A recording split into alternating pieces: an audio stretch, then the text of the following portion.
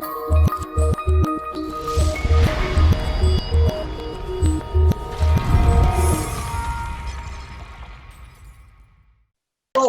Owen Paul, welcome to the RMN Podcast. How are you, sir? I'm very well, thank you, sir. All good here. It's been a bad 2 years, nearly, plus, actually, 2.5 years. But like all people, people have had it way worse than me, but obviously artists and performers haven't done live work for an age. So we've had to try and figure out ways of doing things and earning money different ways. So it's been quite interesting in that regard. Well, I mean, I've been reading a lot about you, and obviously I knew the sort of commercial hitty things, but I was looking at the background. But I mean, for the listeners, I mean, how did it all begin for you, Owen? Because I mean, it's always interesting. I have an audience of music students or potential artists or potential people that want to be in the music industry, and I always think the journey into the music industry is really interesting. How you got involved in it in the first place. Well, like many things in my career, it was very accidental. I was a soccer football player by trade. When I was a teenager, I was signed to Glasgow Celtic in Scotland, and I thought that was going to be my career path. And then punk happened in 1976, late 75, 76. And my whole world changed. And basically what happened was, and it's very straightforward, is that at that time when punk happened with the Clash and the Sex Pistols and the Damned and others, the Buzzcocks and whoever else, there was a sense of something's going on here. There's like a youth culture thing that's like means you can, forget the rules, forget what you don't have to be a virtuoso to make a record. You can get involved, you can do it, just make a noise, make a nice noise, and away you go, And then guys at my school, I mean probably every school all over the country, like Manchester or Liverpool or whatever, but in Glasgow in particular, at that time, everyone was forming bands instead of going to youth clubs, right? It's true, right? Yeah. So that suddenly I've got 4 guys in my house with my brother Brian, and they're formed the band. They're making a noise in my basement in the house that I was living in at the time, with my mom and dad, and that obviously. Obviously having a basement makes me sound like I was posh. But believe me, it was a tenement building, just happened to have a basement. So these 4 guys plus my brother would make this racket downstairs, right? And I was not allowed in when they were making this noise, so because I was the little baby guy in the corner, Mr. 14-year-old, shut up, right? And they would play songs on vinyl before they rehearsed to kind of motivate them, right? So they played Anarchy in the UK by the Sex Pistols. They played New Rose by the Damned. They played things by Television, I remember. I think it's Marquee Moon, I think. And they played other weird things, the Clash, White Riot and stuff, right? And then they start to make a racket themselves, right? But I didn't really care for the racket they were making. Anarchy in the UK stuck out to me. And I was like, what is that noise? And then I went and bought it and played it again and again and again. I thought I'd never heard anything like that in my life. And, my older brothers were used to playing prog rocky things like Yes or ELP, and everyone playing brilliantly, perfect and all that. And then the Pistols were like banging it out, 100 miles an hour, complete racket. And I thought, hang on a minute, this is for me. I like this, right? So anyway, it turns out the 4 guys plus my brother were the Simple Minds. Wow. Yeah. So they then get a record deal, right? We're still at school, right? Yeah. They then end up on the Old Grey Whistle test. They get a record deal. They get on the Old Grey Whistle test. None of my peers, my friends at school, or anyone that we ever knew had ever been on TV. So they're now on BBC Two, and they're playing their new album, which was Life in a Day. and the new single, and they played Chelsea Girl, I think it was, and everyone at that moment suddenly thought, hang on a minute, if they can, we can. And that is the key bit to it, I think, right? It's a bit like Boris Becker winning Wimbledon, right? Yeah. And he's unseeded, he's a qualifier, and he wins Wimbledon. Can you imagine how many tennis rackets got sold in Germany the next morning? Oh, shoot. I mean, but see, this is the thing. You've just said something really important there. And I say that maybe this is the problem with Scottish football today. Right. Is that, do the kids have the pathway that they can look to and say, I can be that? And the reality is, if you look at Celtic, you look at Rangers, who are the two biggest clubs in Scotland, that the kids can't really. It's not like 1967 where you've got Jinky Johnston and Billy McNeil and all the rest of it. Bobby Lennox and all the guys. Yeah, exactly. It's not like you've got these local heroes that are Scottish people that they can go, I can become one of them if I kick the ball against the garage door for long enough. Now it's players from abroad, and so therefore they look at that and they go, well, I can never be one of them.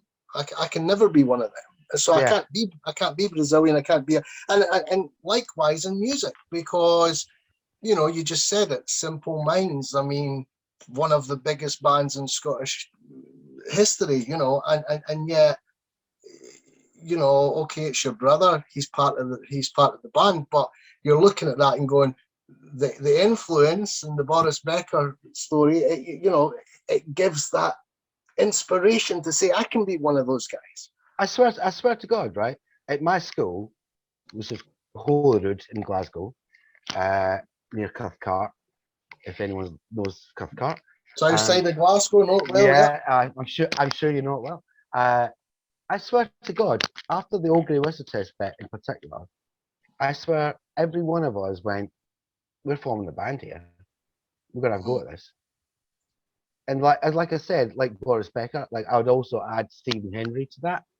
If Stephen Hendry wins the World Championship and he's just a little guy from wherever he is in Scotland, everyone wakes up going, hang on a minute, I could do that.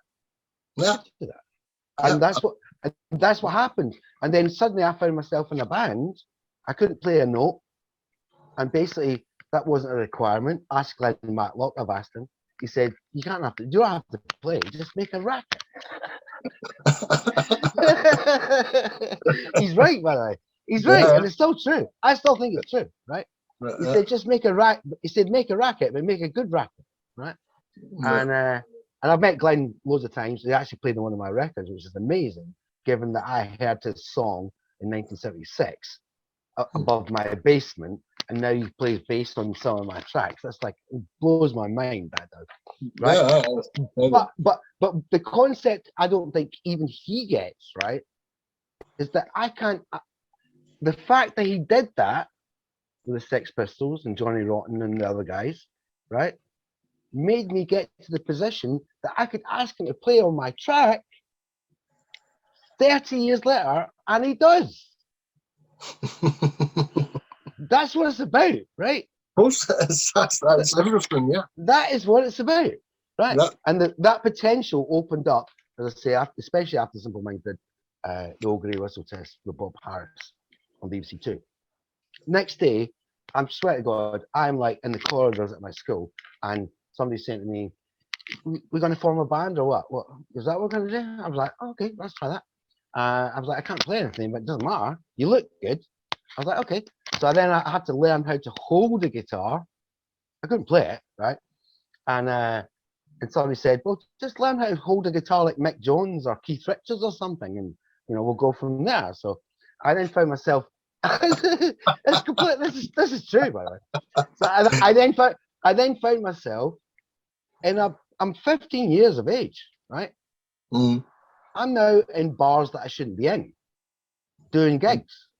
Yeah. Right? But there's another singer. I'm the guy on the side that looks pretty, because I was like a pin-up when I was a baby, right? I'm not now, obviously, because I'm now 59, but whatever. We digress.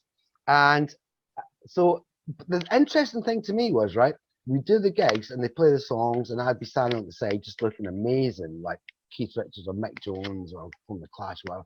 Mick Jones is my hero. I thought the guitar position was just like, yeah, that's me. And I did it, right? And I faked it. And I didn't, my amp wasn't even switched on, right? So we did 8 or 9 or maybe 10 gigs. Aberdeen, Dundee, Edinburgh, a couple in Glasgow, Livingston. In fact, I don't think Livingston existed then. But anyway, and then I was watching the other musicians' hands, right? Either during rehearsals or gigs, and looking at what they were doing, where they were putting their fingers on the guitar neck. And then I suddenly went, hang on, I'm going to try that. And then whatever. And then I found a position. I thought, okay, that sounds nice. It was like jing, jing, jing, jing, jing. I thought, okay, that sounds nice. Then I found another one that they were doing. I was going jing, jing, jing, jing.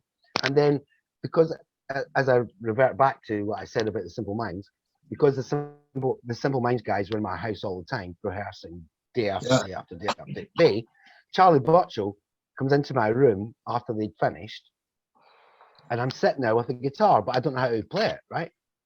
And Charlie shows me an E, an A, and a D, right? This still makes me laugh, right? So he showed me 3 chords, right? So I'm now trying to get the 3 chords, an E, an A, and a D. And he says, that's all you need. I was like, I said, what? He said, that's all you need. He said, just get them 3. I was like, okay. He said, keep, practicing the way, get the 3 chords, E, which is this, A, which is that, and D, which is this, right? He said, just get them down, then get the gaps between the 2. He said, Lou Reed has made a career on this. 3 chords. That's all you need. You're off and running. And that's exactly what I did. And then suddenly I found I was thinking of, once I learned how to do that, because I'd never played covers in any band, right? I never thought, and I think I'll go out and be a covers guy and play the latest song by Bowie or whatever, my hero, by the way, but I never thought of playing any songs. I tried to make up songs from the very beginning. So I'm like 15, 16, and I'm trying to make songs, my own songs, out of the 3 chords. I can tell you they're a bit ropey, but but it got me the attitude of it all, and the same because of my obsession with Bowie, another guy who has no rules. You do what you like, and off it goes. My favorite song of all time is Heroes. Great song.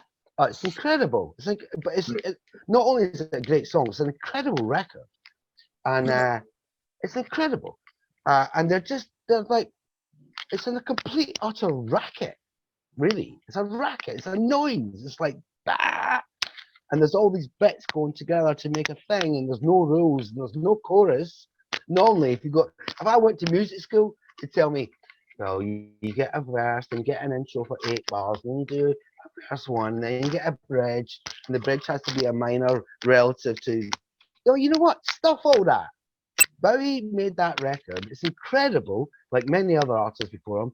There is no verse, there is no chorus, there's no nothing. It's just a racket.